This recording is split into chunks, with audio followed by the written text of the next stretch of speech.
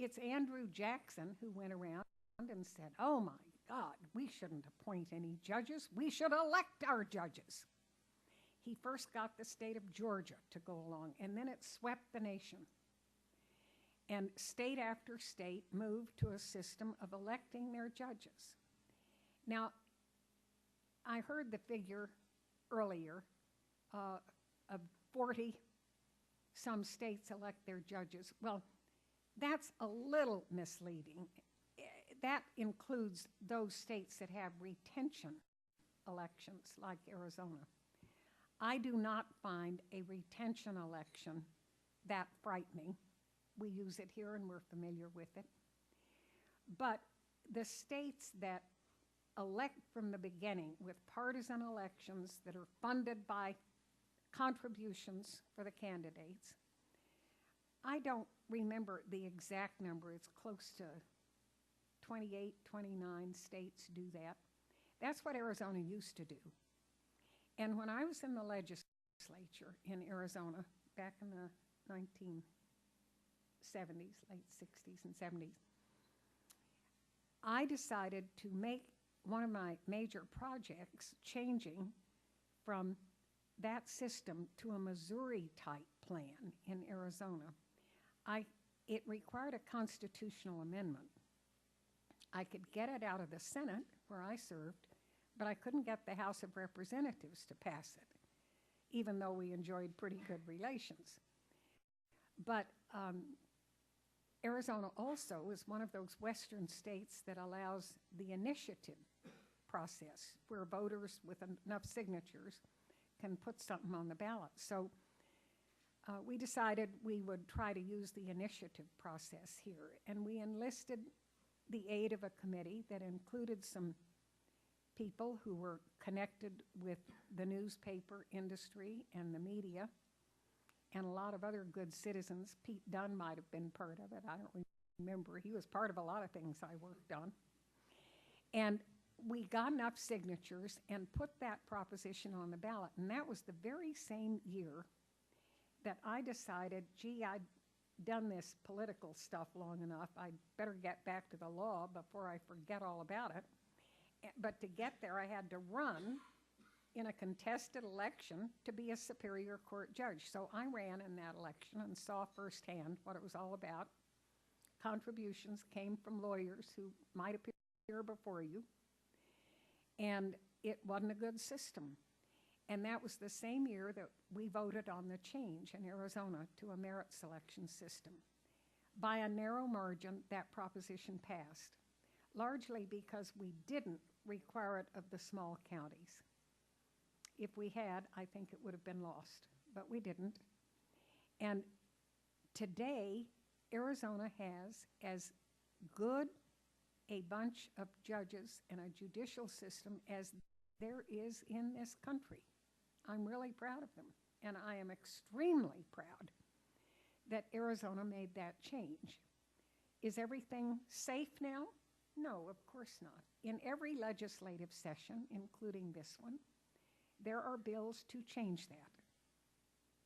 I think this term, one of them would have appointments by the governor, then have to be confirmed by the Arizona State Senate.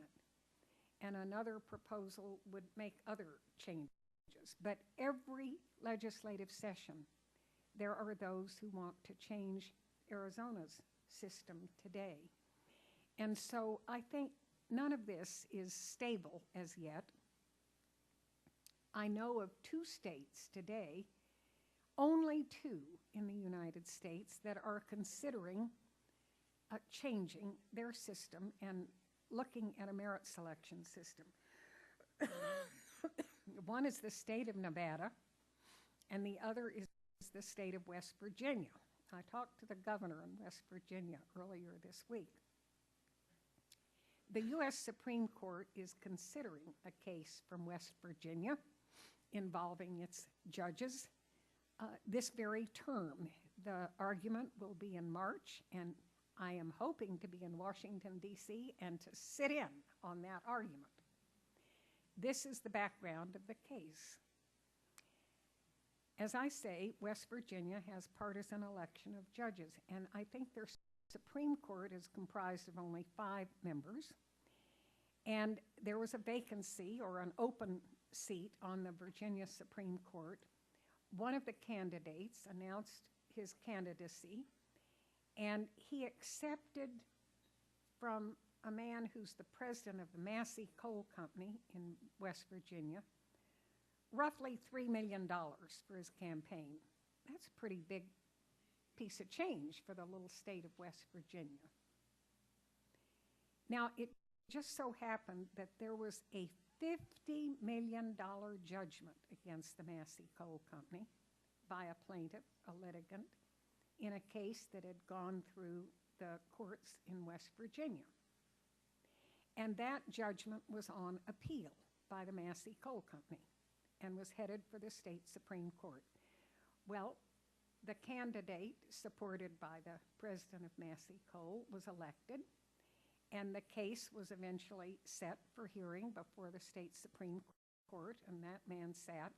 The other side said to him in a formal motion, "You better recuse yourself, because we understand you had a little bit of money from the head of Massey Coal."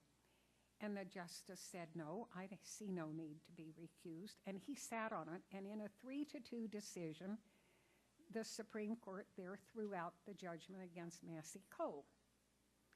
Well, the losing side took that rather badly and filed a petition for review by the U.S. Supreme Court, saying that that was a violation of due process to deny recusal in such a situation.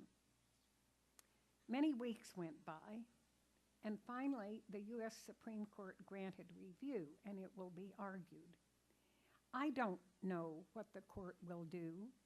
I'm sure of one thing: no justice would want to subject the federal courts to review of every recusal motion in the United States. You know, that's absurd. So how can you establish a standard that would say, oh, well, if it's a due process violation, if it meets this test, that's too much, and it won't fly. Maybe the court will dismiss the case as improvidently granted. I don't know what it will do. But it's a shocking example of what the system of partisan election of judges with campaign contributions can produce.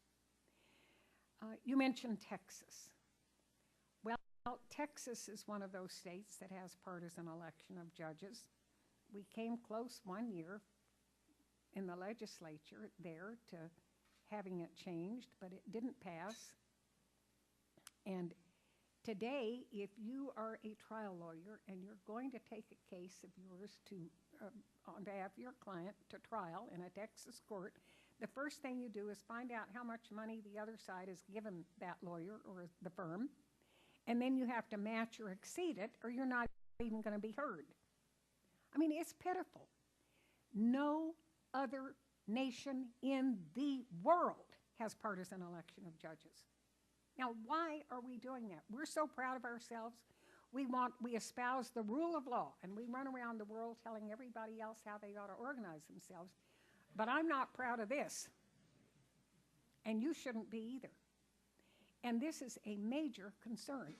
There are campaigns for judicial office, such as that in Illinois, in Alabama, in Pennsylvania, where the amounts of money being given to candidates in those races exceeds the amount it would take to run for the U.S. Senate. I mean, this isn't right. You don't want cash in our courtrooms. You want justice. And the concept of a judge is someone who will be fair and impartial and independent in carrying out their duties. That's what we want. That's what the American people expect. And we're not going to get it with that kind of partisan election of judges with campaign contributions. We're just not. And we should reject that out of hand. Andrew Jackson had his day.